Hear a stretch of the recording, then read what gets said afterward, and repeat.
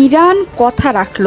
আমেরিকার বিমান হামলার জবাবে তাদের সামরিক ঘাঁটি লক্ষ্য করে হামলা চালালো আয়াতুল্লাহ খামেনির বাহিনী। একযোগে কাতার এবং ইরাকের ঘাঁটিতে হামলা চালিয়েছে পারস্য উপসাগরের দেশটি। কাতারের আল উদেইদ সামরিক ঘাঁটিতে অন্তত 6টি মিসাইল ছুড়েছে তেহরান। সেখান থেকে আসছে ক্রমাগত বিস্ফোরণের শব্দ। কাতারের আকাশে দেখা গেছে আগুনের ফুলকি। তবে কতগুলো মিসাইল আমেরিকান ঘাঁটিতে আঘাত হেনেছে তা এখনো নিশ্চিত করেনি কোনো পক্ষই। কাতারের নাগরিকরা আকাশে মিসাইল দেখে আতঙ্কে ছোটাছুটি শুরু করেন। কাতারের আল উদেইদ ঘাঁটিতে 10,000 সৈন্য মোতায়েন আছে। হামলার কথা নিশ্চিত করেছে আইআরজিসি। এটি মার্কিন সেন্ট্রাল কমান্ডের সেন্ট্রাল হেডকোয়ার্টার হিসেবে ব্যবহৃত হতো। আকাশসীমা বন্ধের পরপরই কাতারের দোহা থেকে আসতে শুরু করে বিস্ফোরণের শব্দ। কিছুক্ষণ আগেই সতর্কবার্তা জারি করেছিল যুক্তরাষ্ট্র। কাতারের সামরিক ঘাঁটিতে ব্রিটিশ সেনা সদস্যরাও কর্মরত আছেন। সম্প্রতি সেখান থেকে সরে গেছে বহু বিমান। এই ঘটনার তীব্র নিন্দা জানিয়েছে কাতার। মার্কিন ঘাঁটিতে আঘাত হানায় ইরানের ওপর ক্ষেপেছে দেশটি। এই হামলার জবাব দেওয়ার হুঁশিয়ারি উচ্চারণ করেছে দেশটি। এর আগে কাতারে অবস্থানরত মার্কিন নাগরিকদের নিরাপদ আশ্রয়ে থাকতে সতর্কবার্তা দেয় দোহার মার্কিন দূতাবাস। হামলার আশঙ্কায় কাতারের আকাশসীমা বন্ধের পরেই ইরাকের আইন আল আসাদ ঘাঁটিতে ক্ষেপণাস্ত্র হামলা চালায় ইরান। ইরাকের পশ্চিমাঞ্চলীয় আনবার প্রদেশে অবস্থিত আইন আল আসাদ ঘাঁটিটি যুক্তরাষ্ট্রের একটি গুরুত্বপূর্ণ সামরিক ঘাঁটি। এখান থেকে ইরাকি বাহিনী ও ন্যাটোর বিভিন্ন অভিযানে সহায়তা দেয় মার্কিন সেনারা।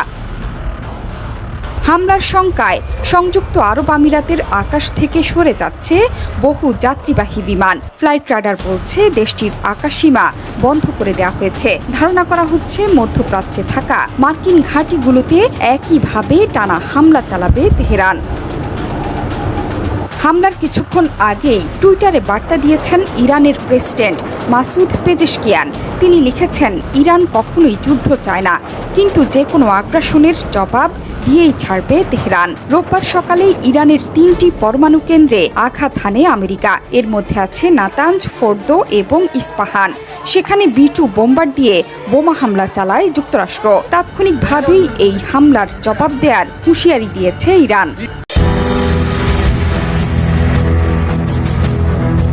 ইরানের পাল্টা হামলায় যখন দিশেহারা হয়ে পড়েছে ইসরায়েল, ঠিক তখনই চারদিক থেকে দুঃসংবাদ শুনছেন নেতানিয়াহু। একদিকে ইরানের পাশে এসে দাঁড়িয়েছে রাশিয়া, অন্যদিকে ইরানে আর কোনো হামলা করলে তা সহ্য করা হবে না বলে কঠোর হুঁশিয়ারি দিয়েছে তুরস্কের প্রেসিডেন্ট রিসেপ তাইয়েপ এরদোয়ান। আর ঠিক এমন ঘোষণার পর সিরিয়া, ইরাক, কাতারের মার্কিন ঘাঁটিতে ভয়াবহ হামলার ঘটনা ঘটেছে।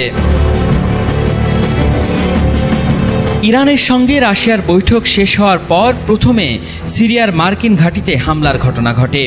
এরপর কাতারের মার্কিন ঘাঁটি এবং ইরাকের মার্কিন ঘাঁটিতে ভয়াবহ হামলার ঘটনা ঘটেছে।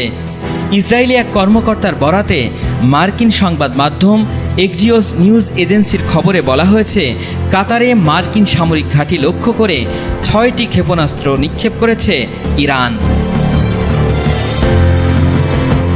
তেহরানে হামলার পর ডোনাল্ড ট্রাম্প ভেবেছিলেন ইরান হয়তো যুদ্ধবিরতির প্রস্তাব দিয়ে যুক্তরাষ্ট্রের কাছে মাথা নত করবে, কিন্তু ট্রাম্পের এই ধারণার বিপরীতে হাঁটছে ইরান। রাশিয়ার সঙ্গে বৈঠক করার পর পুতিনের আশ্বাসে ইরানের শক্তি যেন দ্বিগুণ হয়ে গেছে।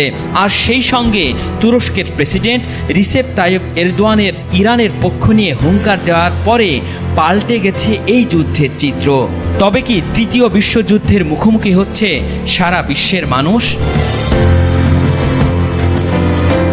যুক্তরাষ্ট্র তেহরানে হামলা চালানোর পর থেকেই মধ্যপ্রাচ্যে থাকা মার্কিন ঘাঁটিগুলোর নিরাপত্তা বলয় বাড়িয়েছিল, কিন্তু সেই নিরাপত্তা বলয় যে কোনো কাজে দিচ্ছে না।